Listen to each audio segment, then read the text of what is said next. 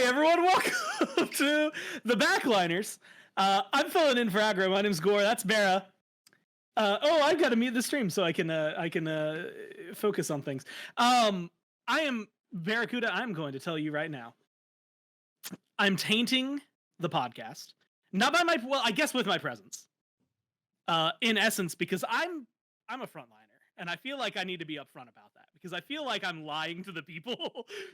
I know it's just the name of the podcast, and I know blah blah blah blah blah, but I feel like I'm a liar. Well, as long as you act like a backliner for the next 45 minutes. You're right. Okay, so tanks are OP. I need buff my class. Mm-hmm. I'm like in the I'm in the right zone. Well, what are your honest opinions about tanks right now? From a tank player perspective. You know, I wish I could give better in-depth thoughts. I feel like I'm not I have fun when I play them, and I don't think that's it's not the most analytical thing in the world, right? To just say I enjoy it. I do feel like my builds have been bland. I feel like I've been building the same 3 items for the last 3 years. Mm-hmm. So maybe there's something to be said about that, but definitely, I don't know. I still have a lot of fun, but to do the host portion of this, I'm filling in for Aggro. He's fine, but not here. So I'm here. Sorry to everyone. Welcome to the fish tank. And we're going to be talking about patch notes, which there was a lot in a way, but also not so much, right? A lot in the sense that there was a new god, but I think most of the other balance changes, it was relatively, I think, lighter touch. A couple of changes to gods that I did not realize were getting changes, some buffs, some nerfs, and I think a lot of interesting things. I'm going to go ahead and tell you.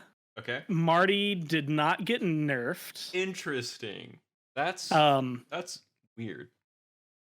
I am not on that team, so it's not me who makes any of those decisions. There were also a couple of, I think, just a couple of changes that were thrown towards Conquest itself. Really? But nothing too crazy. A lot of it, I think, had to do with soul surges and the Titans, the Unleashed Titans, which I'm actually going to be really excited to hear your opinion about. But I'm going to ask you just for your preference here. Would you rather start New God or start Balance? Definitely New God. New God? Yeah, that kind of makes sense. Yeah, sorry. I'm still trying to adjust the audio level. Sorry. Right when I swapped streams, my audio got super scuffed for some reason. I don't know if you guys could hear me the whole time I was talking to Gore, but I cranked it all the way down. And it took me 7 minutes to figure out how to change an audio source to the correct one. And I just thought it was really funny because Aggro always has audio issues every single time, and my audio has never been scuffed. But the one time I have to host it, again, I don't know if I've hosted it from my streaming setup at all this year. When Dave was guest hosting, did he just stream it? I streamed it, yeah. Oh, okay. And so even when that happened, maybe I'm the problem, Bera. No, definitely not. Wait, is Wilson a backliner? He does play a lot of mid. I think that was his go-to role. I think I found the issue. Well, because and this is something that is actually persisted. It sucks if I'm honest about it, and it's because when we would do broadcasts for a long time, if I was casting, the set was bound and determined to go incredibly long. And if I remember correctly, Finch was always destined to have it almost always seemed. No, I had technical difficulties. He had the ones that went really long. Which ones would you prefer? Well, the problem is that starting halfway through season 8, I started having technical issues and sets that went really long. And so all of a sudden it wasn't, I could choose one or the other. And honestly, I think I'd prefer sets that go long, right? Because technical difficulty, it's so hard to stand there when the game's paused and be like, yeah, we're all super happy about this. Not a single person's upset that the game is paused for the 4th time. Do they tell the casters what the issue is, or do they just tell you guys keep stalling for time? It depends on when we learn. The first one we get is game's paused, coming out to you soon. And then if we need like, a minute later, you'll probably get hit with the like, hey, we're like player client crash, we're restarting now, and like so we'll get told then. Oh But yeah. sometimes we'll wait a little bit before we actually know what's going on. And then there's the fun one, which is the war of, is this information something I should say to the public? Like, yeah. do I want them like, you know what, game crash? Like sometimes that happens. Games crash. We can say that. But if it was like, yeah, someone picked a banned skin, call them the hell out. Like, yeah. Hindu has pulled us aside and been like, name them. He's like, but if they do that and you have to restart, name and shame. But then there are times where it's like, hey, you know what? Like, we encountered like a bug that we didn't think we were going to be seeing, but don't tell everyone about the bug. Like, just say, hey, we're having technical difficulties, but we'll be back, kind of stuff like that. Yeah, I think the worst is when a game crashes like halfway through the game. As a player definitely, but as a spectator too, because you're like, it kind of like your heart sinks because you don't know if the game completely crashed and it's going to be a remake. Because Yes. all that we see is just like the last thing that happened in the game, unless the spectator gets completely kicked out, and then you're like, oh no, like what do we do now? Yeah, I think the most depressing moments are like when you're 20 minutes into a game. And it hasn't happened a whole ton lately, which, knock on wood, I want to keep it that way. But when you get that moment and it's like you see something goes, at least on our end, we see something goes wrong in spectator. You could see like a player drop their head or like hands come up off the keyboard. And then you stand up and the first thing I hear is, so we had an instance crash. And it's like, oh no, everything, like we're all out. Nobody gets anything. The game doesn't exist anymore. I would hate saying that to people. Oh no. It is, especially like, because I think we had it, there was one time it happened in Paladins. I think that was like a best of 7 that ended up being 8 games straight because we had to remake one of the games. But then every time it happens in Smite, like you just go so long because now all of a sudden that 20 or 30 minutes, you've just got to do it again. And you have to sit through picks and bans again in order, by the way. I don't know if viewers know that, but we have to redo picks and bans in order. We don't just like blind pick and immediately go back into the game. And the fun fact is because behind the scenes, that's so that our data can still pull it for the website. That's why. I thought it was just for like the spectator VODs. I think, actually, you know what? It might have something to do with that as well. But I do think like, because like if you go to the website and you look at a match, you can see like ban, and like the picks and stuff in order. And I think it also does something with populating our backend. So I think it's probably both, honestly. It's just like, hey, we're going, like, we need it so we can get the stats from it, and also because otherwise something's gonna go wrong. I genuinely thought this whole time that someone was just typing in all the gods for all the picks and bans. You know, I think for a long time, the admins, they might still do it. They have like a sheet that is like just manual input. I manually input for my spreadsheet, and it's a I'm gonna be honest, it's a pain. I haven't done it in like 3 weeks. Oops. But I think for backend, I think it auto populates because we have wizards that work for us and are able to get stuff like that. That must be no. Yeah, there's no wizards on my team, unfortunately. Well, maybe Scream. I think Scream is like wizard energy. He's got wizard energy. Just sometimes he's wizard, sometimes he's not. That does bring me to something though, because talking about your team. Your team's the Ravens. Watch this segue. This is actually about to be sick. You guys play very often against the Ferrymen. So I want to know how you feel about them getting a literal mascot announced today in Charon, who is the Ferryman. Like, he's the guy. Does that, like, is that a bummer? Well, I mean, we kind of already have Odin a little bit. You know, he's got a few Raven abilities. It is funny timing-wise that they just won the land, and then they get a whole god. Like, this is more than teams get for Worlds. I mean, obviously, it's not actually connected. Like, they didn't release a god all about, you know, because I think and 9 months ago, Hindu gave him the script and said, all right, Ferrymen are going to be winning in the summer. Make sure Charon comes out. They're going to be trash in the split, and then when it gets to land time, they're just going to win. We're going to put out a patch just for them, actually, you know. So Ganesh and Terra are really good for a tournament. Rourke hard carries on those, and then they'll just win. That's fine. There was I think I talked to Lermy earlier, and I asked at one point, was like, did the fact that the Styx ferrymen call it row it down change anything to do with the god? And unfortunately, the answer was no. The answer was, outside of like some blog posts, it didn't really affect anything. But then his third ability came out. Like, did you see the dash? Like that, he rows it down. Like he's literally like the embodiment. It's the perfect mascot. No, I haven't seen anything, so I didn't see like any of the patch note show today. Okay, so this is, so we're going into new territory for you. Yeah, this is all brand new to me. I was at Lynn's apartment today because she thought that she was getting a couch today, and she was like, "Oh, can you come over? You know, I don't want to be in the apartment alone." I was like, "That's fine." Turns out the couch is being delivered tomorrow. Ah, so you've got to do it all over again. And I think maybe on Saturday too, because she just moved here, so she's getting like a ton of furniture delivered. Man, the wallet, when we moved, the amount that you spend on populating furniture is, I did not realize couches were that expensive. And it also feels really weird when you just have like such a big empty space and you're like, there's nothing. Yeah, and you're like, should I just buy something for this? Should I just put something on the wall? Do I put something on the floor? Do I put a rug here? Do I put a couch here? I still have, Katie has her whole space that isn't figured out yet. But I have 3 posters. Like I have my Smite launch tournament poster and then the first Worlds poster that I've had hanging up since I got them, right? But they're still, right now, they're just like leaning up against a wall because I don't know where I'm going to put them. But then we have a whole dining room, but I don't own a dining room table. Same. And tables are expensive. Yeah. So yeah. And so I think that's like when we finally need it, we'll probably go for it. But I do not foresee that being in my future for a while.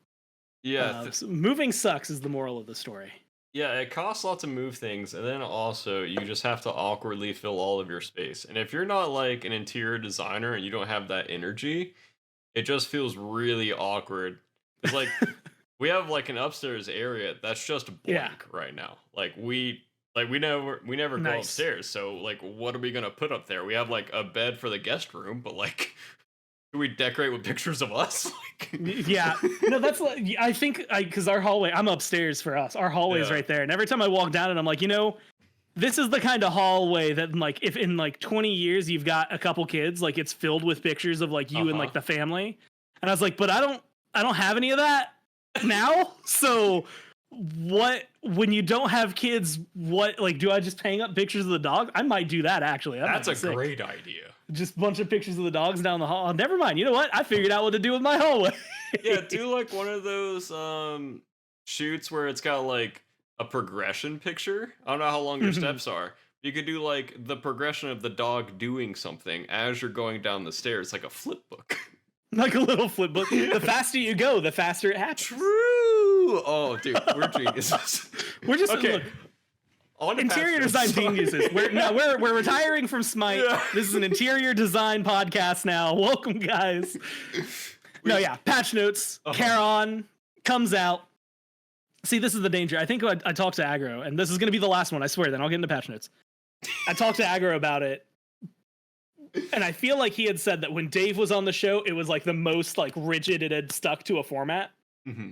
But I feel like A, I'm too comfortable talking to you, and B, I've hosted too many things that I'm really fine like deviating, that we're going to follow a very similar pathway to if Aggro was here, which means we've now done the time that is allotted for Spit and Silly at the very beginning. And we can move on to the actual thing, which is the patch notes. You said you didn't see anything from the patch notes at all. Not even like nothing about the god? Nothing about the god, nothing about the notes. Scream did say in the Discord that Bastet got buffed. I don't know what buff, but he did say that she got buffed. Oh yeah, she did. Okay, well I see a lot of Bastet in your future. Oh no.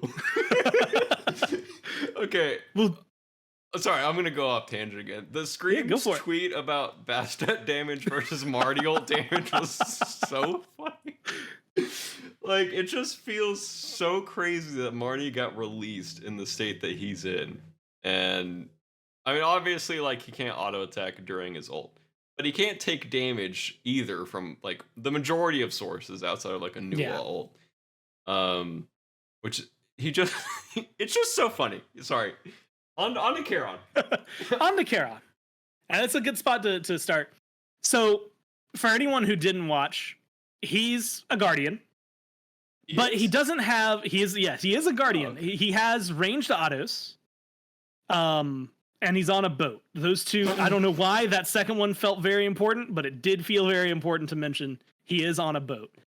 So this is the dude in lore that's like he's the one who's known for taking people across the river Styx, right? Like, you know how like when they died, they were always like buried with 2 gold coins.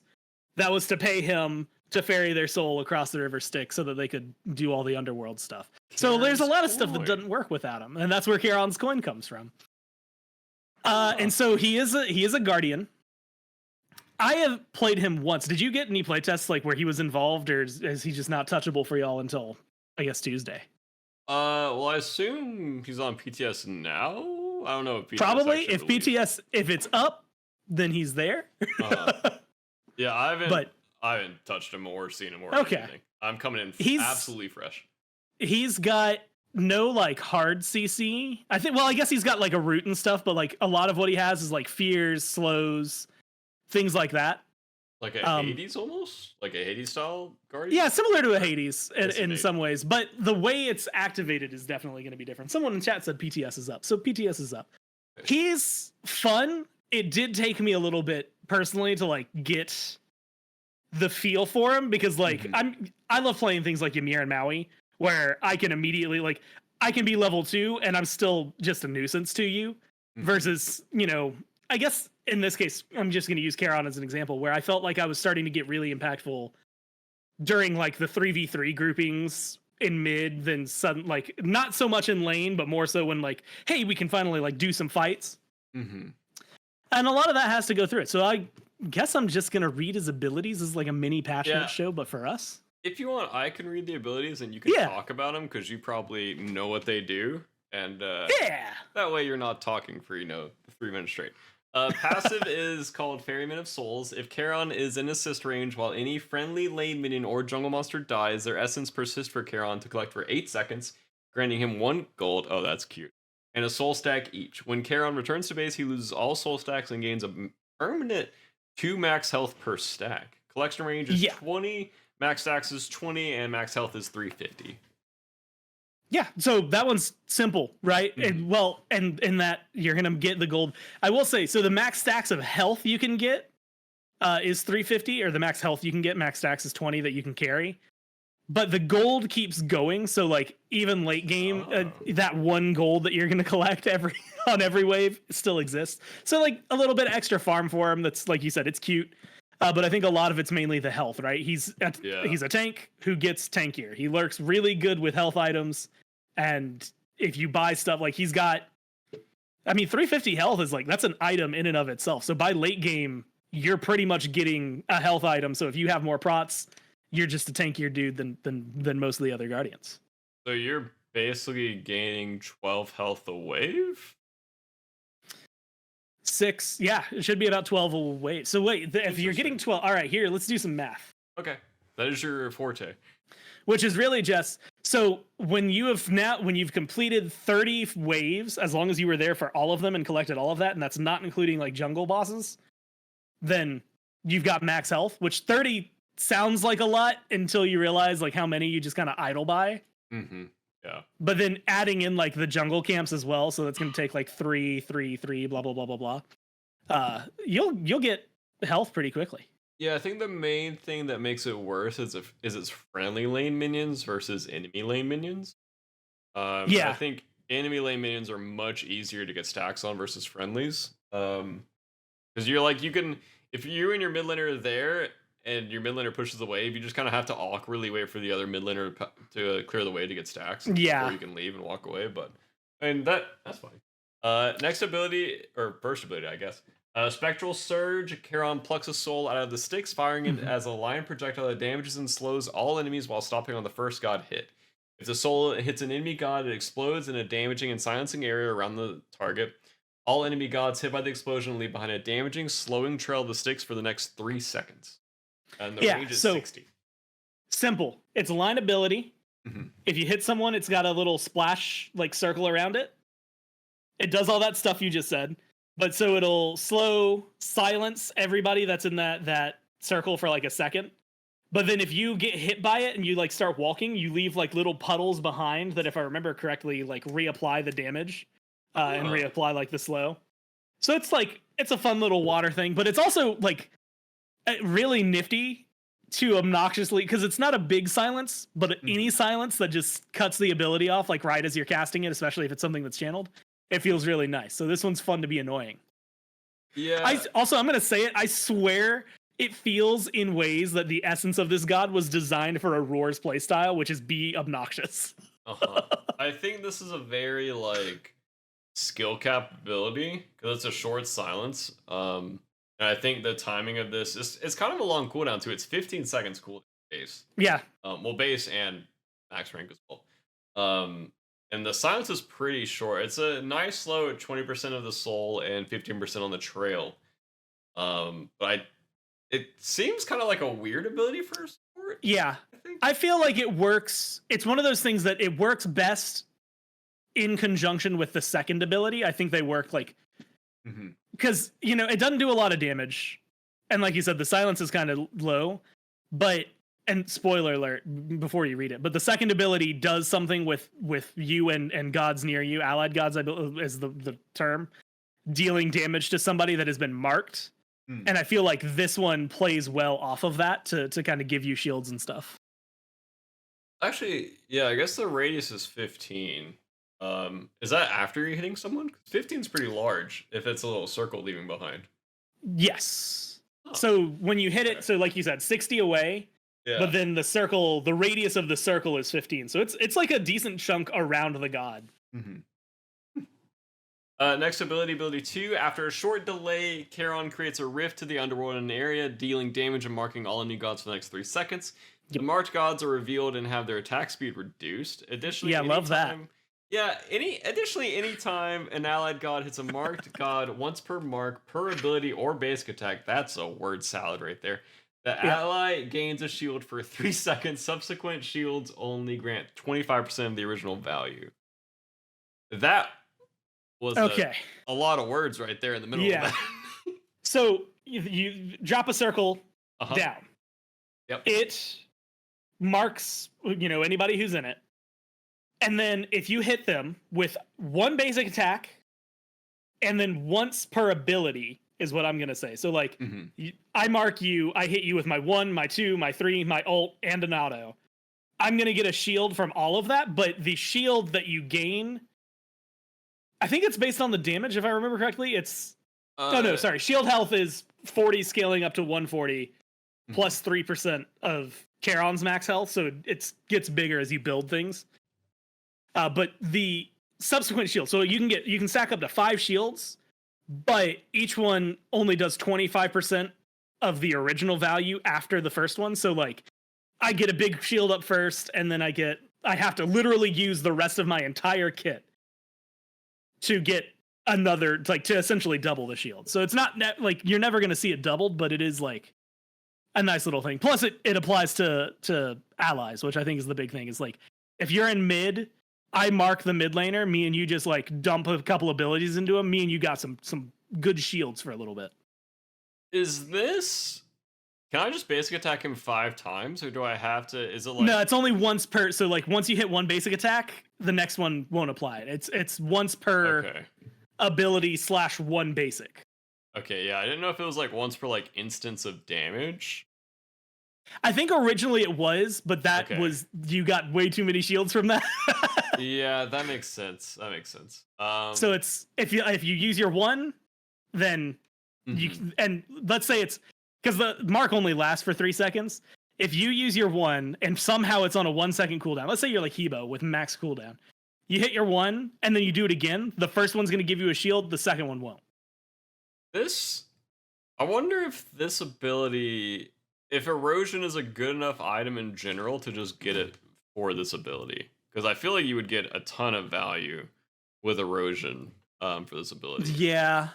And the cooldown goes down to 12 seconds, so I feel like in a team fight you should in theory be getting a ton of value, but I don't know if it's a good enough item stat wise to be valued right now.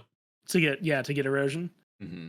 And I wonder if this ability, especially if Charon is meta, will be good enough to then make erosion, no matter the stat, a meta item. Yeah, that is true. Next ability, Charon forcibly rose at a breakneck pace, charging forward with increased movement speed and reduced turn radius for 2.5 seconds.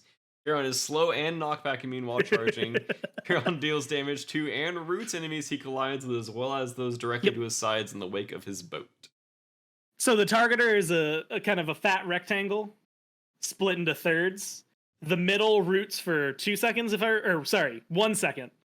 The sides root for half a second. This ability's just funny. Yeah, like you literally just start rowing real fast. It's so funny. You do gain 100% movement speed. So when they say like breakneck pace with increased movement speed, they mean literally double your movement speed. Yeah, you're going fast. When the one playtest, we were winning, so I'm very biased. But it was so fun because we would start a team fight around Fire Giant, and I would not let people back. I would not let them escape. I would just chase them down. Like I'm going from our side of the Fire Giant to their speed buff and like 2 abilities. Like I am absolutely harassing the hell out of everybody. It was really fun. And it looks kind of silly. Your slow radius or your turn radius is slow, so you're not like instant able to like, oh hey, they juke to the right, I can just hit them now. But it is really fun as an engage and a disengage. Is it like Wukong 3? Kind of like Oxform, yeah, like where, and I guess actually just all of them have like reduced turn radius.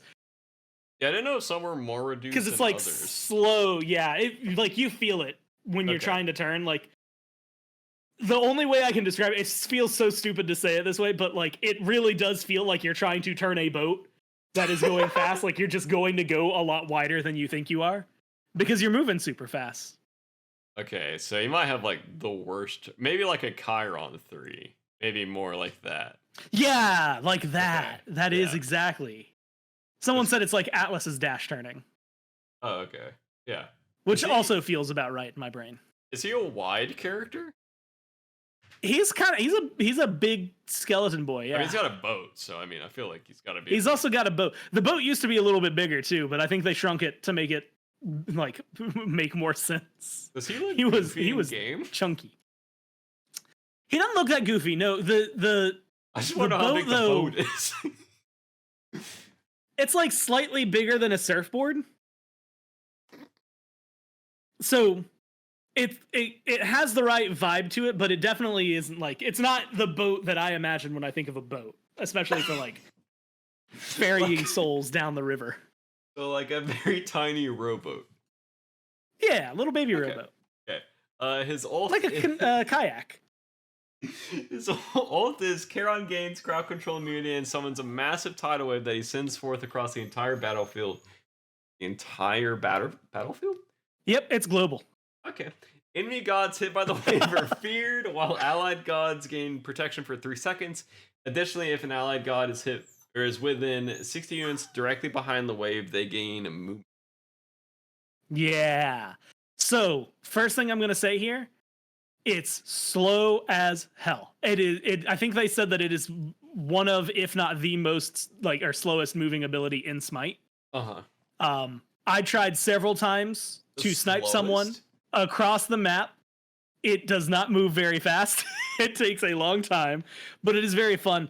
I think the thing that I'm a big fan of with this one, like because I think the prots are probably the biggest thing, right? 40 prots for allies for 3 seconds after you ult is pretty big.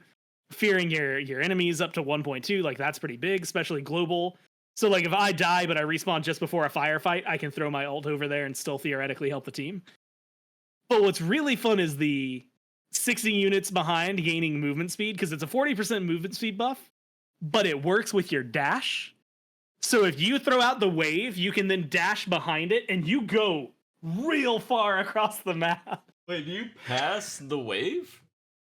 You don't pass the weight, at least not that I've Wait, experienced. how wide is it? Is it like a Kraken width? Hmm. I'm trying to I saw to you put up remember your this hands. targeter. Yeah. So it's not as wide as the full Kraken. Okay. I don't think. I'm trying to think of what is that range. What's that wide? Like an Opwashel? I think it might be. I think it's slightly skinnier than an Opwashel, but it's around that Okay. area. Okay. And it says massive, so I'm assuming pretty large. It is. Yeah. No. It is. It's a massive wave, and it does exactly what it needs to. And Yeah. I'm personally a big fan of this ability just because I like global ults that you throw across the map. I am bad at them, and I didn't hit a single one in a playtest. I will say his kit since we're done like reviewing or introducing, I guess. It seems very odd for a support. He seems more like a solo laner brawl style because he Yeah. has not great actual lockdown. And normally in support, you either need a ton of damage or you need really good lockdown. Or you need like really good peel. And it kind of seems like he's lacking in all three. I Mhm. mean, obviously I would have to see his damage numbers when I play against him. Yeah, it just doesn't seem like he has a lot of CC. Maybe he's a solo laner, but it Yeah. says his passive is assist range, so I don't know if he. Oh, never mind. It's friendly lane, so it doesn't matter. Um, yeah, I think he's maybe a solo laner. I would have to see him in support if he actually does things. I mean, maybe with like Glad Shield Yeah. and all that stuff right now, you can do things, but um, definitely feels like an awkward kind of brawler, but maybe, like you were talking about earlier, in the mid game, you can start popping off. Yeah. He felt super awkward to me the first few levels. Like I didn't have a use. I didn't feel like I could bully in lane. Mhm. I didn't really feel. I honestly I felt like I was. I think there was a point. And chat, I want to be very specific. This was the first impression in the first few levels. There was a point where I sat back and I went, I think I might hate this guy. And then I hit like level 10 and I started to get involved in mid and the direction just changed like pretty dramatically. The first few levels I felt just utterly useless. And I want to attribute part of that to learning the kit. Like I'd never played him. I'd literally learned his abilities 5 seconds before having to load into the game with him. But then like once you start getting it, like the damage is kind of low, but you feel like you can still be impactful. The CC isn't great, like you said. Like you're lacking a lot of the things that are good for what a traditional Guardian would want. Mm-hmm.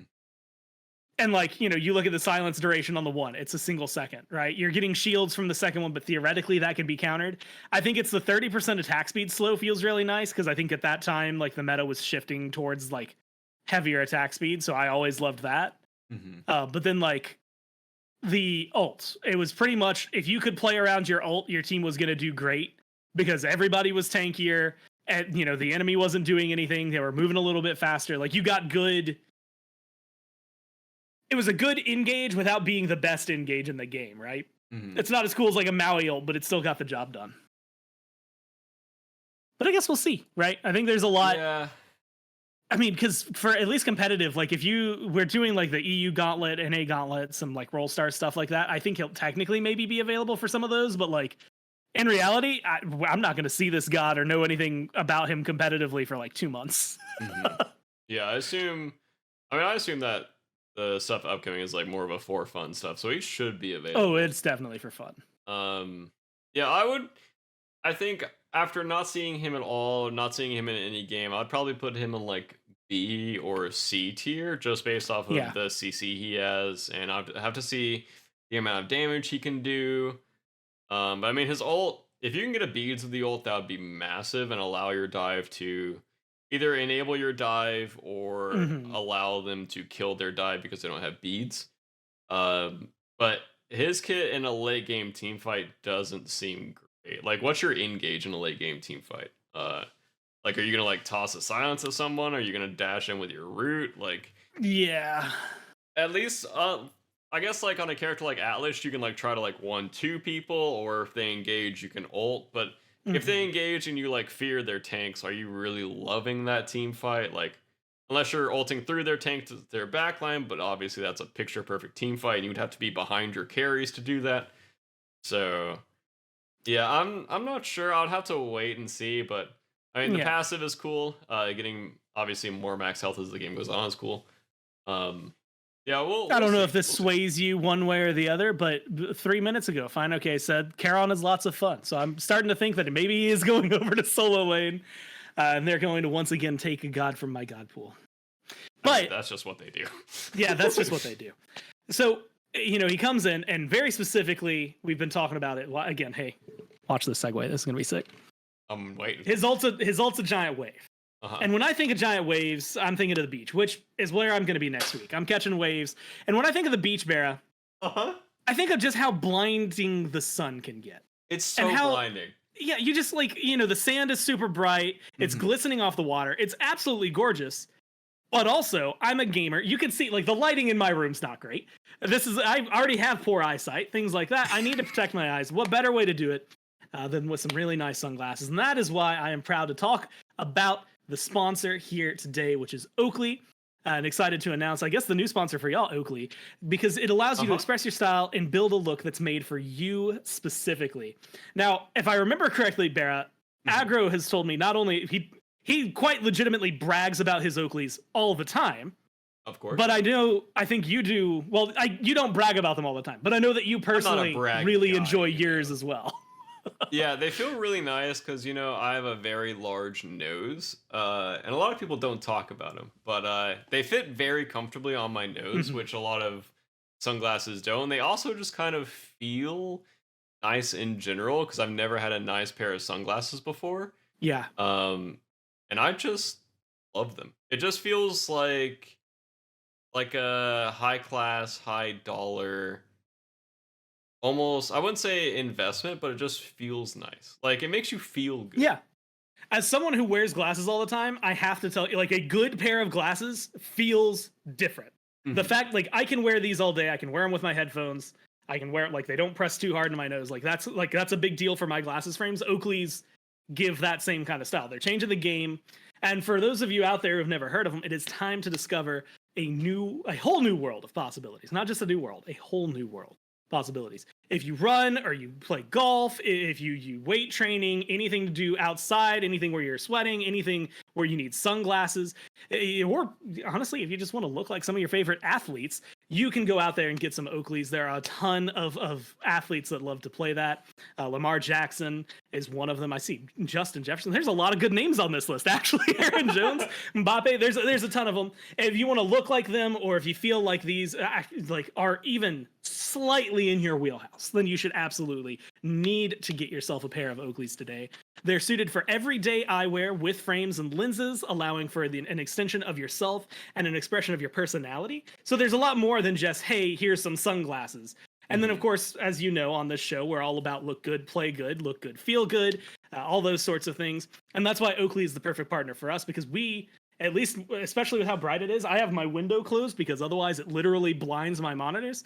We do not leave the house without our Oakleys. Well, especially with the air quality right now. Oh yeah, right. You're like, literally right now is the best time to have sunglasses, man. You need them, and of course, it is officially summer, right? It's almost officially summer. I can nix that. It is officially summer. The solstice has passed. The sun is out. It is bright. It's shining.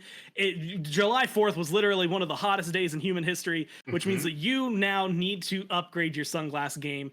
Go and check out Oakley.com to get yourself a pair today, and of course, make sure that you find the kind that allows you to express yourself. And while you're looking at it, and this is something that you can look up while you're there, Oakley even offers prism lens technology. And I can hear you right now. The hell is that? It's a proprietary technology to Oakley and available for everyday settings as well. So if you want to know more, and of course I know you do, we've been talking about them for a few minutes, you should go over to Oakley.com and do your own research. While you're there, though, get yourself a pair of everyday glasses that'll be sure to change your look for the better. So when you wear Oakley, there really is more than meets the eye. And don't just trust me, try it for yourself. I've worn a lot of sunglasses in my life, and I can assure you that Oakley is not only the best looking, but the best quality out there. So head on over to Oakley.com for more information today. And again, thank you to Oakley for sponsoring this episode of The Backliners and keeping our eyes safe. Wow. That was incredible. Yeah. You're Thanks, natural. It's like I host a lot. Yeah. It's like you do a lot of ad reads or something. Yo. On to the first buff. Prophetic Cloak. I don't know if I skipped Okay. anything. I'm actually kind of curious. I want to ask you. They did Okay. change some conquest things. Oh yeah, yeah, The yeah, sorry. Unleashed Titans. They've made it so you know how like right now if you beat them, the golden experience for defeating them is like global, so it doesn't like if they die in left while you're in right, nobody needed to be there. You just get the gold. They've now made it so it's local instead. So like you have to actually be there and kill the Titan to get the golden experience from it. I honestly didn't even pay attention to that. I didn't even know that was a thing. And there you go.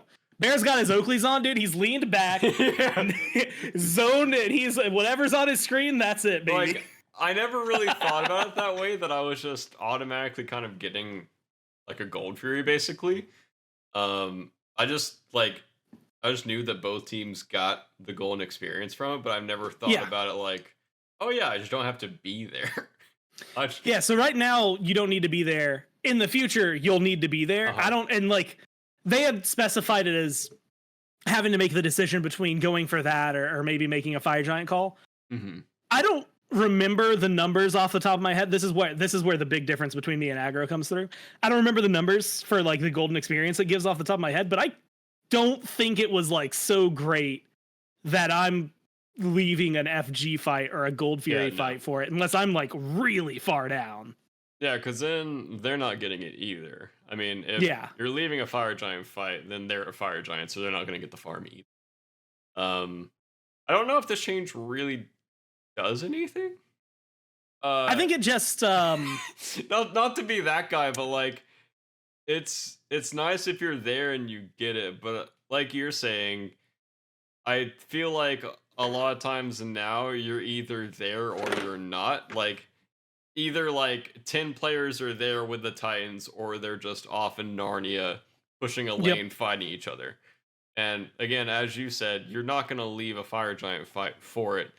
So if you're either like in mid or solo lane and it's a late game dance and people go to the Titan, you're going to get the farm. But this, the change in my eyes just reduces the amount of farm you're going to get late game. Like, obviously. I don't think it changes how you're playing the game because I don't think you're leaving a fire giant. Sorry. Yeah. Well, that does it does make me wonder then, because I feel like you're gonna have very similar opinions on the next one. How much would you say that soul surges have like affected your games in the last two, like I guess month? Well, I played 2 hours of Smite the last 2 weeks. Yeah, you're right. Before that, when I was scrimming a lot for the tournament, I didn't feel them a lot in the beginning, but then once I started to utilize it and kind of learned how to use it, it actually felt pretty impactful. Okay. Especially the movement speed buff and obviously the damage increase when you get lower. Because my tank players complained a lot about the damage they were taking from that thing. So it would definitely change the way that team fights were being played, or sometimes how team fights even go. I can give you some good news then for you, which is that the move speed has been nerfed slightly, right? So it was giving 15%. They're taking it down to 10, so you're going to get a little less from that. And I guess for your tanks, they can be happy because it is moving, like the spirit itself is moving slower, and it is less tanky, so like theoretically it can be dealt with easier in a fight. That makes sense. Which the first time we played with them, I had no idea what they did and did not think anything of it. Right? It was just like, okay, my screen is a little differently colored now, and there's like this ghost guy that's really pissed off over there. I don't know what to do about it. He's throwing but then, at me. As I like started, I think very similar to you. Like when you're in a team fight and like the soul surge starts to get bigger, and you feel the move speed, you're like, oh my god, wait a minute, like this is changing. Exactly, yeah. And because before it was like, okay, it just feels different. Like you're not really sure what feels different, and you're not really sure how to utilize that change. But I will say, outside of Conquest, I have felt this and played with this a lot more. Because sometimes in Conquest or like scrims and SPL, if a team fight's going one way and someone dies, a lot of times the team fight will just be over. But in Assault, if you're not dying in this thing, you are trolled. Like, you should be literally inting through their team to make sure you are dying in this thing. Because It is so OP in Assault. I swear, it is so OP in Assault. It makes me think of like the old Naja passive in a way, Exactly, right? Like where yeah. like you want to die for your team in Assault. Yeah, because like I'll watch people in Assault and they'll just run out of it and then die like 3 seconds later. I'm like, you could have reduced your respawn by 30 seconds. Like, just die inside of it. That's all you have to do. And kind of same for Arena, but less in Arena. But I also haven't played much Arena. Yeah. I saw you were in a very, very close game right before this for Yeah. your Arena matchup. Yeah, I had 20 minutes and I was like, we can play an Arena. And then that Arena lasted like It's always a 22 mistake. Yeah. I've never said I've got 20 minutes. I can play a blank mode in Smite and had it go well. Yeah, like yeah. I could fit an Assault game here 45 minutes later. Yeah, it's always those. It's like what happens when you're like one more game and then I'll go to bed. Like I just want to end on a good game, like a win, but it's like a good win, you know. And then you're queuing for like 3 hours and you're like you're not getting that perfect dopamine release. You're not getting that perfect game. Yeah. Sorry, I'm on to Prophetic Cloak. Yep. I'm surprised this didn't come in the initial patch. Decrease the first protection threshold from 400 to 325. Decrease the second protection threshold from 600 to 525. Obviously, with the overall nerfs on all of the protections, I feel like this should have been implemented initially. Yep. It just makes sense. It also obviously now makes Prophetic a little bit better. I don't think a lot of people are buying the item after the change. A lot of people are just going Thebes straight up, and now I think this item probably becomes more purchasable. I don't know for sure. What's your opinion as a tank player? I kept buying it, so I know, like, and it was a really big balance. I think one of the first events, first couple of weeks of SPL this year, there was like a huge discussion of like, okay, Prophetic versus Thebes, like which one are you getting first? But you're getting both. I never really graduated from getting or from that. Like I just kept getting both because I was like, well, I like prots, I like hitting people. That's the item for me. I'm gonna be a bully anyway. But I feel like this is, like you said, I think it feels right. I wonder, I am curious where it's going to fall in certain builds and like if this becomes an item now that, yeah, you can get it, but maybe you're getting it because you still want to stack up all the attacks. So you still want to get it early if you're going to get it. But is it going to be worthwhile versus just getting a straight up prod item in its place is going to be the real big question I think we have to test. Yeah, I think you're going through two tests of, can my god proc it easily? Yep. If yes, can they kill me easily while I'm stacking it? If both, you know, if you pass both tests, then I think you're buying the item. On to Silver Branch, increase max stacks from 20 to 40. This initial nerf / change to this item didn't really make sense because this item in my eyes was already dead. Yep. So I was very confused when they changed the max stacks. Anyways, I don't know if it was like overperforming in lower games or if they just wanted to do that as a shift or what it was exactly. Kind of just seemed like the item just got hit out of nowhere. It's always one of those things. It's getting seen somewhere. It just depends on where, right? Yeah. And so, like you said, like it's maybe not hitting your games, but like then in the other 80% somehow, it's like always there. So it was one I kind of remember feeling the same way where I was like, oh wait, was I supposed to have been building Silver Branch? Like, did I mess up? Like, have I been throwing games by not having this item? And even like buffing it back, like I don't know. I guess this is better for like your perspective, but like with the way the builds have been going, does this make that big of a difference? I don't think so. Like, I don't know if it's like all of a sudden a must buy. And I think it just like is now technically you could buy it and it doesn't feel bad. Yeah, I view it as it's kind of just the same item as it was before. Except on certain steroid hunters, if you're like an Iznami or an Artemis and you have an insane steroid and you get a lot of power, I think maybe you can gravitate towards this. Is like you go Death Toll first and you sell this or sell Death Toll late game to get a Silver Branch, or like 5th or /6th item. You might be able to fit it in, but I still kind of think Silver Branch is just a bad item unless you're just stacking attack speed across the board. But I haven't played enough Smite lately to have a good enough opinion about builds right now to kind of direct people in a certain path. I feel like even when I know what builds are being built, I don't have a good enough opinion of builds. Yeah, and then I mean for hunters, it's just there's always one tried and true build, and then Mhm. there's the pros always want to do like slight deviations off of that build. Like Coast hates Oboe. Yep. Hates Oboe. He will never buy that item. But like other pros will always buy Oboe, but he just always gravitates towards like creation. Mhm. Yeah, just I don't know if the item Silver Branch is good enough to purchase, but I think it's okay. I'll just put the okay stamp on it. I think it's like a solid like C or B You're tier. slamming arena. You just want to buy it? Go for it. Yep, basically. Uh, There you go. Slight Toxic Blade buff, decreased cost from 24 to 2300, decreased max stacks from 4 to 3, increased anti-heal debuff from 15% to 20%, increased attack speed buff and debuff from 5% to 7%. So Yeah. So if my math is right, the anti heal's still the same. It's just Mhm, or at max. Like if you get all the stacks, it's just you get it faster. mhm. And then the Um. attack speed is more. Yeah, so you just get to, and this feels like something like I guess there was a while where what was I think it was in a soul build like Toxic Blade was pretty big for like hunters and like occasionally, Mhm, but I think with a lot of the anti heal like it got nerfed pretty badly. So mhm. I am definitely welcoming an easier applied anti heal that also then makes you attack. Like if it's my assassin, I don't really care. Somebody is getting some anti heal out there, and that feels good to me. Mhm. Yeah, I don't know. Maybe this is like a sneak OP item in Hunter right now, but it doesn't give you enough damage, I don't think, to slot in Yeah, easily unless don't need damage as a Hunter right now, which I think in most cases you do. But I think on other classes you can easily slot in a Toxic Blade. Obviously if your character goes for it, or if you lean towards an attack speed build. Next is Glorious Pridwin nerf. Decreased this needed explosion. it. Yes, 100%.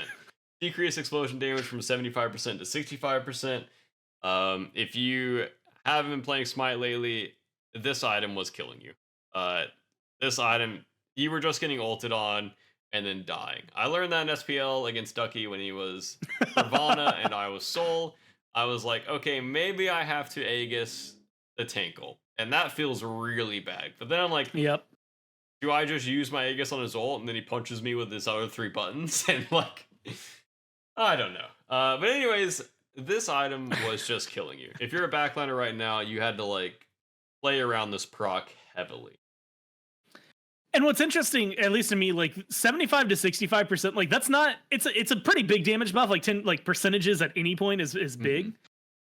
But I still feel like 65% of your protection, like that's still gonna be a pretty chunky explosion. And so I'm really curious to see what looks like, starting Tuesday, because I feel like it could still I don't think this is one of those nerfs that it's like, oh, can't touch it, the item's dead, gone forever. Hmm. I feel like it still has that area Yeah. that you can build it in and feel good about it. Yeah, I think I completely agree. I think it was in the OP territory before, and now I just think it's Now moving it's just like towards. a good item. Yeah, it's in the really good territory still. It goes from like S plus tier to S minus or like A plus tier. Like it's still a very good item. Onto normal class buffs and god buffs. Increase the mage class bonus magical power scaling per level from 1 to 2. This provides 20 extra magical power at level 20. Yeah, Um, so their class was giving, I think literally was only giving 20 passive power as they leveled up, right? It was that is kind of literally funny. one magical power all the way up. Yeah. So you're getting double power.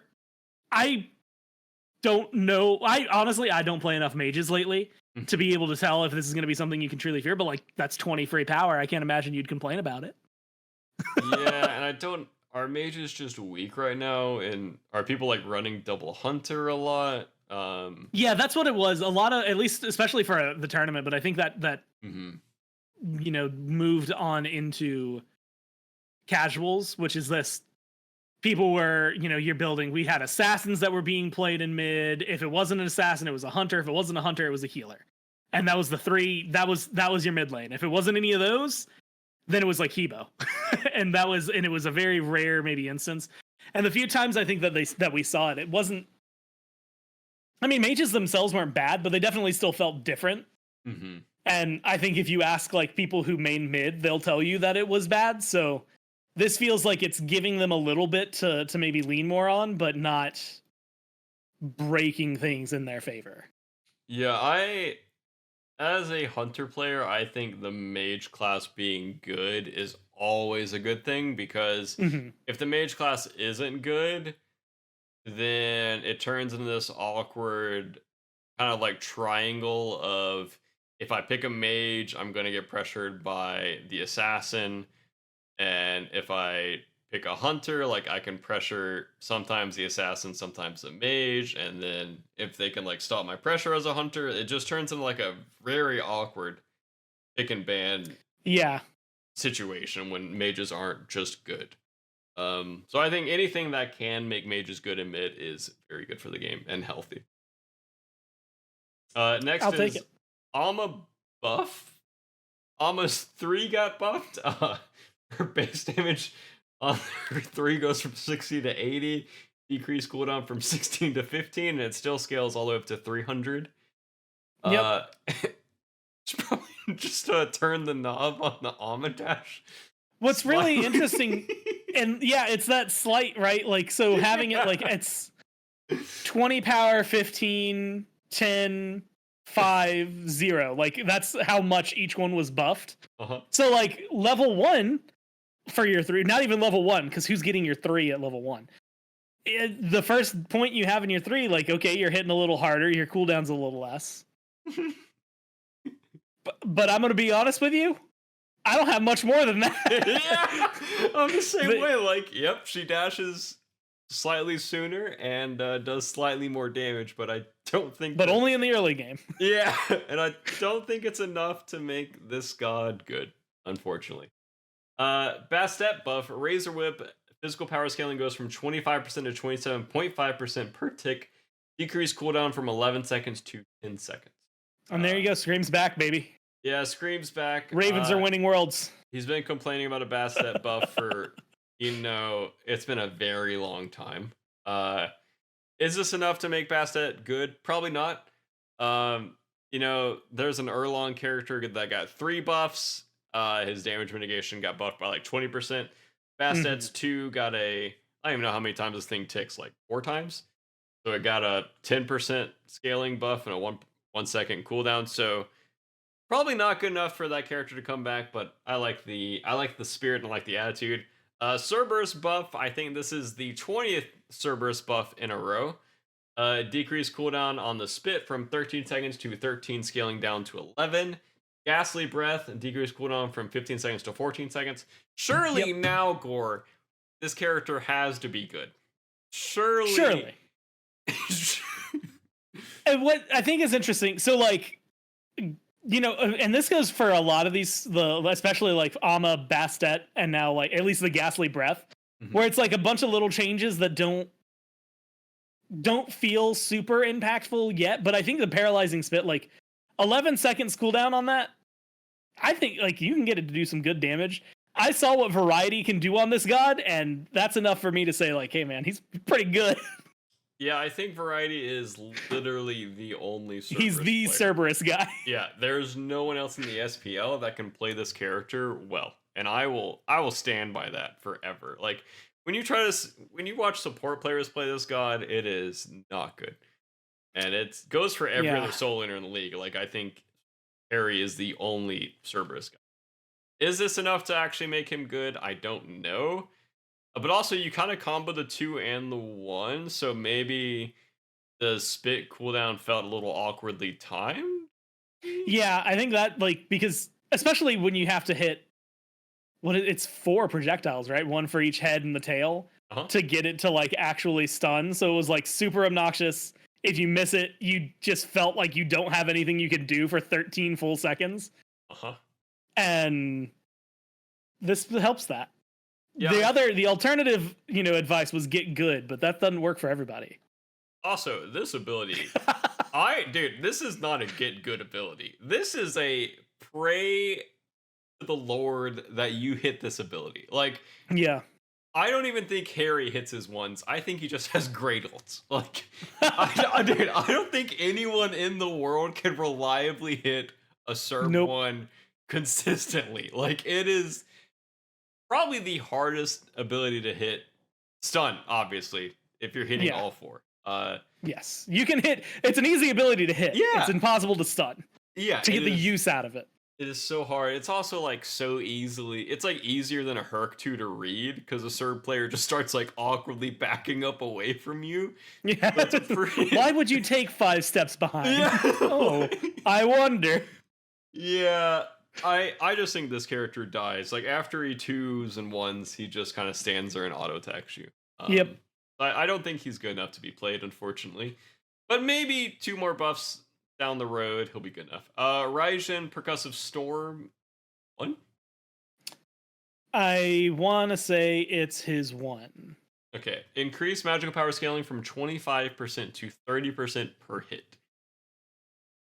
That is 1. That is his 1.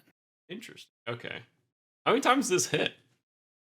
So 3? boom, 4? it's 3. Yeah, 3 shots. Boom, boom, Okay. boom. But I think, and I can't remember. I'd have to look at it again. I feel like it's what's it called? It's one hit, but then it's the third hit is 2 Yeah. lightning hits at once, so it's like a Yeah. little extra. So is I don't it, know. There's a Shinto buff. Is it? There you go. Does this make Raijin is the same as like Freya. I think he either does enough damage or he doesn't.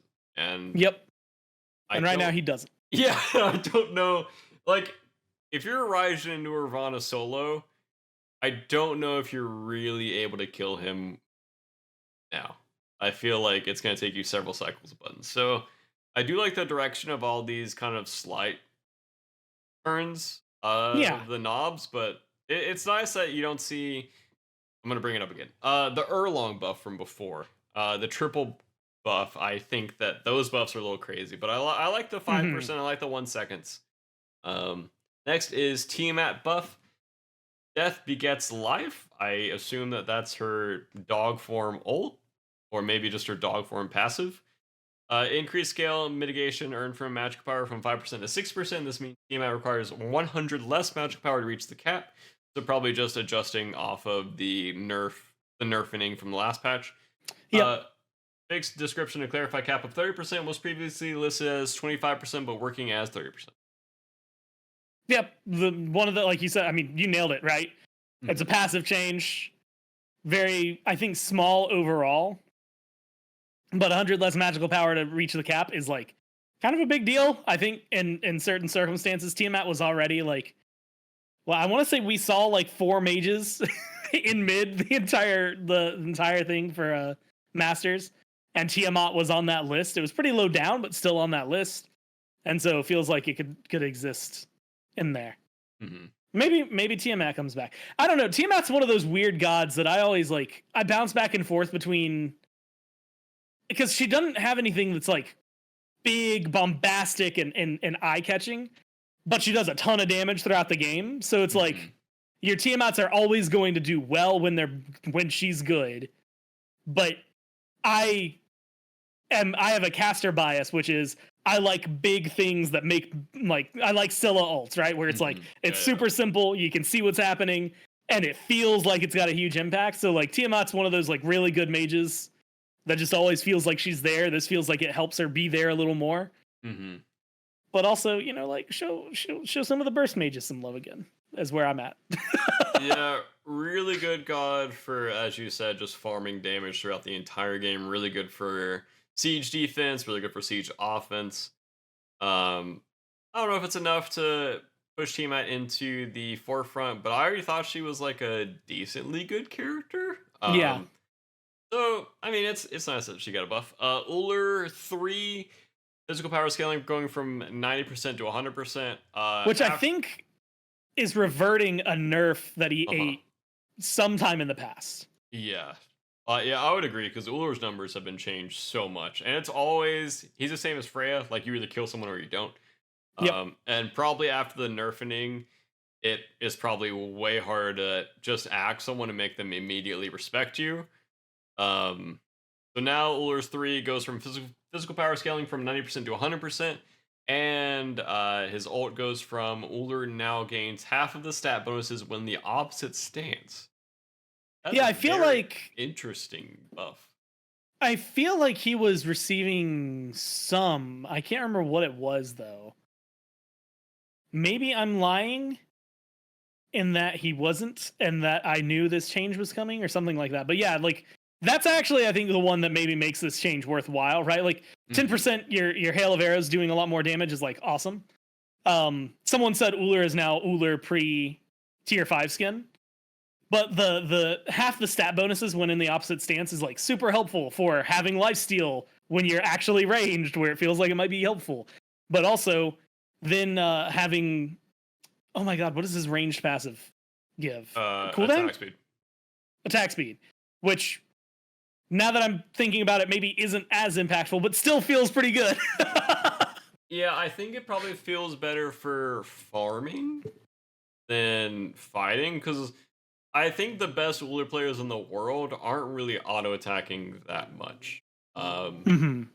And I think Uller's threat as a character, in my eyes, is if you're getting axed, you have to beat, you have to immediately react. And then also, Uller's a character that cannot kill Fire Giant.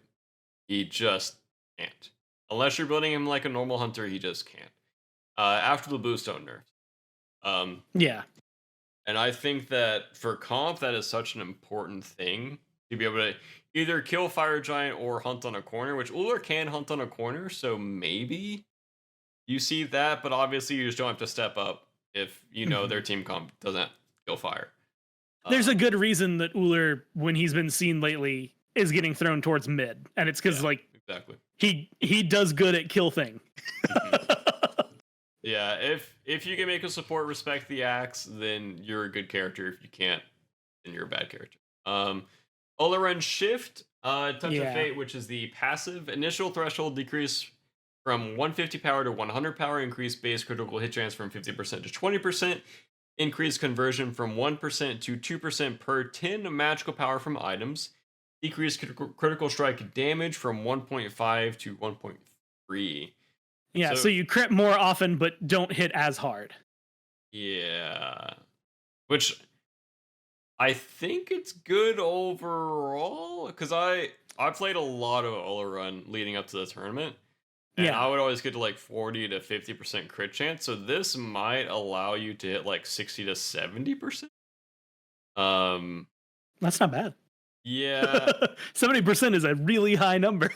Yeah, but it just depends on, does their front line have to respect me? Because 1.5 to 1.3 for an Olaran is a lot. That was a big drop off in damage. Yeah. Which are critting more, so I don't know number wise. Is it more damage? Is it the same damage? But obviously, being able to crit early game, or earlier, I guess, just makes you more impactful. Yep. But I don't know what started. Sometimes I read things like this, and my brain is so simple where I just say, "Hey, it turns out that his ult is still the same. Therefore, we're good." Like, Sanctified Field still exists. If he's gonna be meta, like I don't know if this, because like I mean it's a shift for a reason, right? Where it's like not inherently buff, not inherently nerf. If it makes him good enough early on, like since he was already kind of teetering on the edge, as long as you can survive long enough or like deal some damage and get your ult off impactfully in a team fight, then usually that's enough. Yeah, I already thought Olaran was a really good character. This probably just boosts his early game even. I call that a win. Achilles nerf, Gift of the Gods, decreased protection bonus per level from 2 to 1.5, decreased physical power bonus per level from 2 to 1.5. So I assume this is his passive? Yes. Okay. So I think, yeah, it's like his passive when armored, his passive when naked. That's probably not the right phrase for it, but when not armored. Yeah, so basically from 40 to 30 on power and prots, which... Yeah. Which... I thought Achilles was good, but I don't know if he's like OP right now. He was rising during the tournament, but I feel like a lot of what he was doing wasn't... I mean, I guess there were some moments on his own where he was really popping off, but like... It definitely felt like what was making him obnoxious was the amount of times people got to hit his execute, which was a lot higher than I feel like I've seen in the past. But he was annoying to everyone who played against him, and I think that definitely started to shine through towards it. And I think, and we had kind of said this earlier, it feels like all of the nerfs, all of the buffs, all of the changes in this are all like really small changes that are nudging them in the right direction, as opposed to what we have seen in the past, which is like, all right, this guy's doing really great, so we're gonna gut his kit. Yeah. And so it's like, this is one of those changes that like he was doing okay, but he wasn't like number one, he wasn't first pick. And guess what? He's still not first pick, so we'll see. Yeah, I assume for casuals, probably playing against Achilles in like an arena game or something is probably really frustrating. Especially if he's in armor stance, because that boy is a tanky boy right now, so you probably don't know how to deal with him. Yeah, probably good for the casual scene. Hachiman nerf, the passive going from decreased base attack speed, gain per stack from 2% to 1%. I assume Hachi was still like OP across the board and like every level of play. So this is probably the biggest nerf we've seen, and probably necessary. Ravana nerf, this god is just absurd. Honestly, I feel like this might not even be enough. Yeah, he's ridiculous right now. I'm completely with you. Decreased health shield gain per stack from 9% to 8% over Ravana's max HP. The thing about this is, I don't know if this changes his laning phase enough to be bad in lane, and I assume as a backliner, this does not change me killing this guy or not killing this guy. Nope. If he's this plus the glorious Pridwin nerf, it's kind of a double nerf on him, but I don't think it's enough to take him out.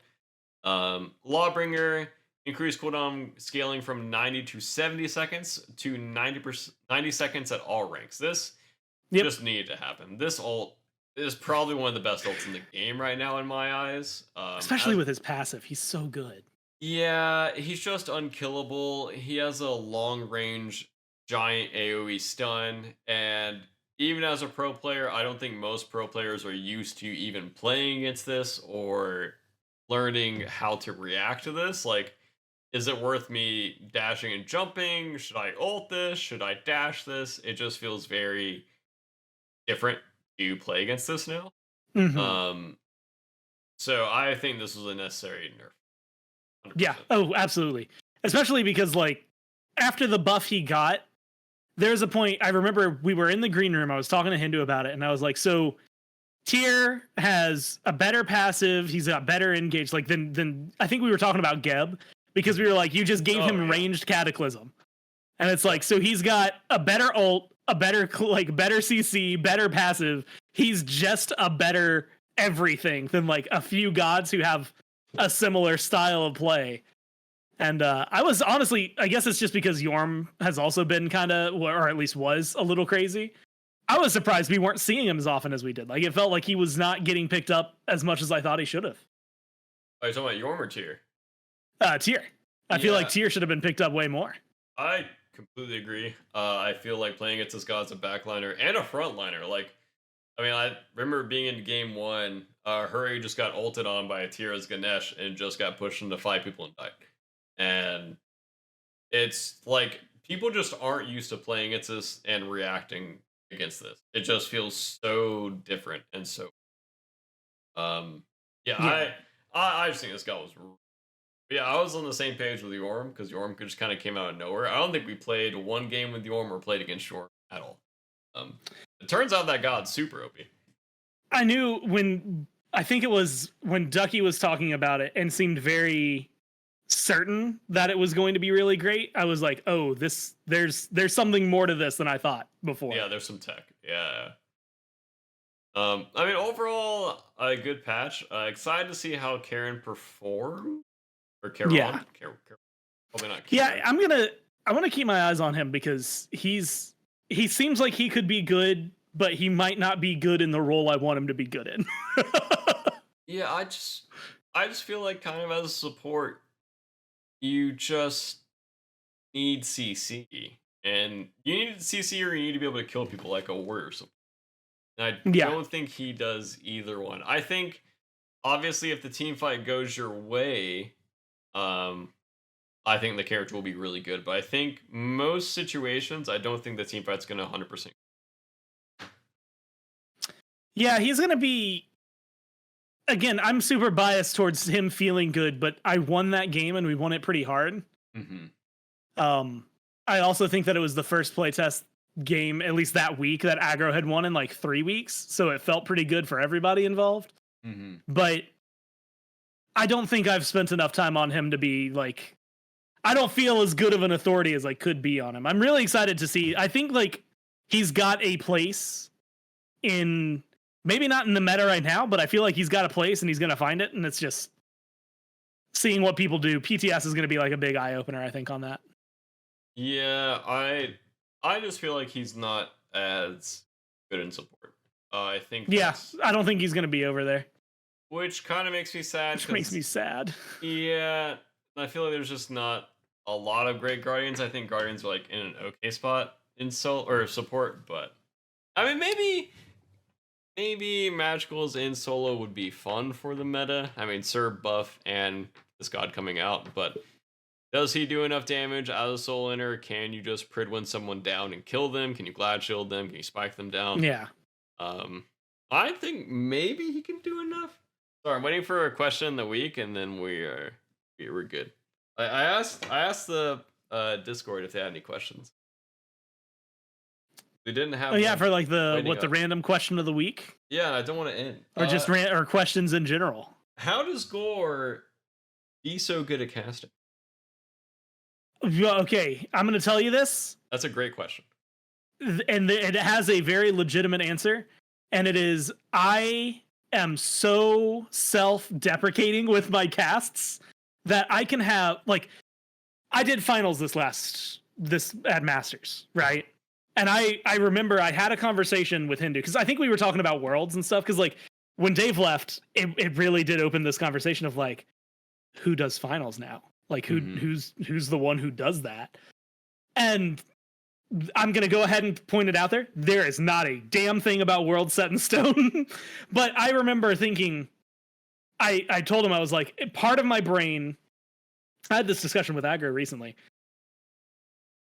Part of my brain is very egotistical and is like, I can give you the best cast that you're going to get of the people that are employed.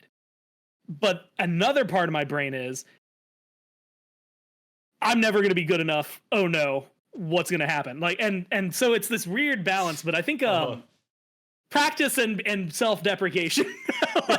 I was impressed with myself because I sent him something for commentary review. I have a page and a half of notes. He told me he had 3 pages of notes, but that not all of them were bad. So, you know, like that's a compliment to me. But I switched to doing like play-by-play recently, and for the first time in like years, I had like 5 or 6 sets in a row where I left the cast and I didn't think, oh my god, that was awful. And that was weird to me because I was like, there would be times like I'd do something as a chair 2, and it wouldn't even be bad. I'd just sit back and I'd be like, that just wasn't as informative as it should be. Like I just feel like I was lacking, something was lacking. But then I got to do play-by-play, and I was like, I feel like I'm doing the energy. I got the words. I feel like I'm in there. And so practice is the true answer. A lot of reps. Go listen to any of my Paladins casts. They sound awful. Are you in the moment when you cast, and you're not self-deprecating during the cast? It's always after the cast, or is it during the cast? It's a little bit of both. Really? It depends. It does depend. I think there are times it won't last long because like a lot of the time it is in the moment. But like if I flub something at the very end, I'll just kind of lean back in my chair, give a little huff where the mic can't heal it, and then be like, all right, whatever, let's move on, right? And then after the cast, I'll look over like Trelly or Mifflin or something. I'll be like, damn, if I didn't mess up this one spot. And almost every single time, they're just like, dude, I didn't even know you did that. Nobody noticed that. Like you're overthinking it. And that's usually what it is. I even said that. I said this to one of my friends earlier. I said, overthinking is a bad habit of mine, a bad hobby of mine. Yeah. It was kind of funny. So I feel like the way you talk about casting is the way I feel about me playing professional. Like, I'm so hard on myself, but in the moment, I'm not hard on myself at all. Yeah. But after the game, like, if you ask me immediately after the game, I will recall every single time I messed up during that game. Yep. And, Like, God help you if it comes to VOD review.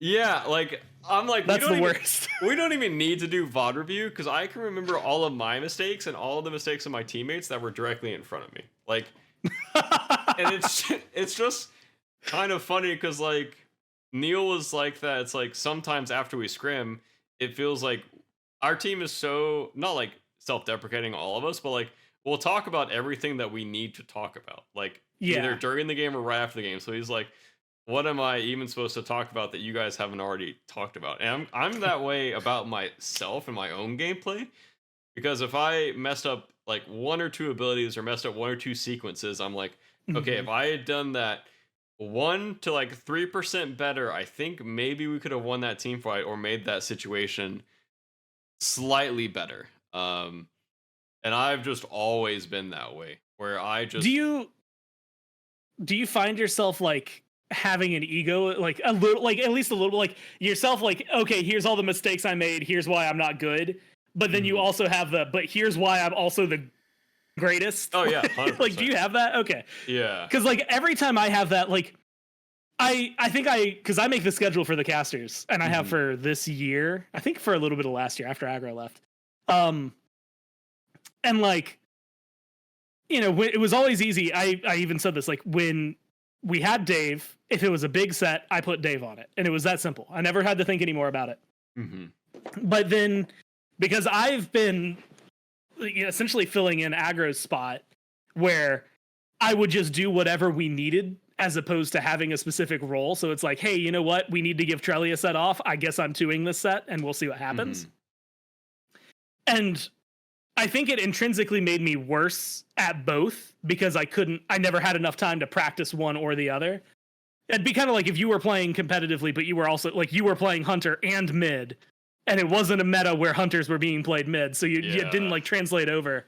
And so it was just like, I was constantly bouncing between the two. And then towards throughout most of this first phase, Dave was on like PTO for a bunch of stuff, like he had weddings to go to or something to do. And so I kind of got to just put myself wherever I wanted for a lot of it. And I just kept like, okay, we're going to do play-by-play, do play-by-play, do play-by-play. And then eventually I was like, hey, I feel like I'm getting pretty good at this.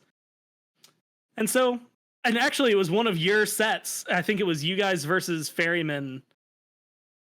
I want to say week 5 of SPL was like one of the casts that after it, I was like, if I could do that every single time, like people would talk about me as if I was the best caster that had ever touched Smite. And I was like, the problem is I can't do that every time. So we got to work on that part. Yeah, if all you need to do is consistency. I mean, consistency is the easiest thing to do. You know, it is. Yeah. Yeah, all you have to do is just be good all the time. Just do it every time, all the time, forever. It's that easy. Just Come on. Don't miss any abilities or auto attacks. It's just don't miss. Neon asked a question: what is the most important thing on your bucket list that you haven't accomplished yet? Ooh. I don't know if I have a bucket. Yeah, I don't have a like list. Like, I guess I have some things that I want to do, but nothing that I'm like pressed. I don't have like a full things to do before I die. It's just stuff I want to do, and hopefully I don't die before then, I guess. I kind of like not thinking about when I'm gonna die, so that's part of the other portion of this. I would say like go to Europe. You're gonna die, you know. Yeah, I think go to Europe with Katie, because like I've been and she's been, but we've never gone together, so I think that'd be kind of fun. But like that's like the only like super big thing that I can think of. Yeah, mine's probably. I'd like to cast a Super Bowl or a Stanley Cup, like something massive. That'd be kind of cool. I think I would either want to travel around, or I would want to volunteer and feel like I'm making a heavy impact. Yeah, that's a good one. I think that would make me feel complete bucket list wise, where I would like, okay, I've helped like X amount of people, I can die now. Yeah. Like, okay, you've made the world a better place than you found it. Exactly. And I think that's, I mean, I'm like you, I feel like I don't have like a bucket list. Like, I'm not crazy about like going like skydiving or like climbing Everest God, or no. I'm so bad with heights. Don't want to do it. I okay, I do want to go snowboarding though, so maybe that's a bucket lister for me. You should hit up Dave because he likes to snowboard and he could probably teach something. I feel like I would be terrible at it. Oh, so I don't think I want to try. Yeah, and Dolson unfortunately seems like the kind of guy that's probably just base level good at everything. He seems, yeah, right? It's kind of unfair. He's got that energy.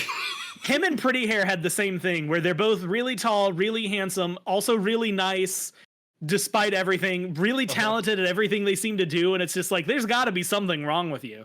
And it turns out there's not. And it's just wild. Yeah, like, what makes you tick? What makes you better than me? Why are you, quite literally, as it turns out, the perfect human being that I've ever met? Like, what is done life this? so unfair? I feel that way when I stood next to him for interviews and people were like, Bear, I didn't know you were short. I'm like, I'm not short, man. Me, I'm 5'8" and I look like a dwarf compared to them. Like, I've got wide shoulders. And in a normal environment, I just look like a big dude. But when I'm standing next to, because he's 6'4", Miff's 6'3", Finch was 6'3" or 6'4", J-Max 6'1". I think Trelly's 5'10". Trelly's the only one I look like a normal human next to. Everybody else, I looked so small, and it made me like. I think I felt what Taco must have felt like, right? Where it's just like, why do I work with literal giants? It's like every time Dolson does an interview, he's like taking his kid to like daycare. Like we're just all his kids, and he's just like giving us a lunchbox and like, I'll pick you up at 12. Like, okay. Oh, I think that's the last question. So if you want to close it out and do the aggro, do you know the closeout? Okay, let me see if I do it, and if I don't do it wrong, yell at me, and then I'll try it again. Okay, I'll self-deprecate you. Yeah, it would self-deprecate me, but from you. Yeah. So I'm gonna hit the important things, which is really upfront. Again, thanks to Oakley for sponsoring this episode of the Backliners. Like that's a big deal. Make sure you check them out at oakley.com, as well as the fact that I was here as a guest host. That I appreciate you for having me, especially you, Bera, and talking to me, because I think I like talking to you. So it's always fun. I have no idea personally when the next episode's going to be, and I can't tell you, but you can follow Bera and Aggro on Twitter, and they're going to know a lot more. You can also follow the podcast, the Backliners on Twitter. Follow at Prediction Esports here, as well as on Twitter and everywhere else, as well as on like YouTube, things like that. I said the sponsor. I said I said the thanks. I said the follow, which means that I can say thank you to all the patrons on Patreon, because I remembered you have it, because I'm good at my job, baby. Let's go. So thanks to everybody who supports the podcast everywhere. Of course, it means it, and to everyone who's in the Discord who submits questions for things like the random question of the week and all that. So from myself, from Bera, thank you so much. And then the way he ends it is saying, Bera, you know what to do. Perfect. Bye. Oh, I have to flip it this time. Oh no. Oh, I did.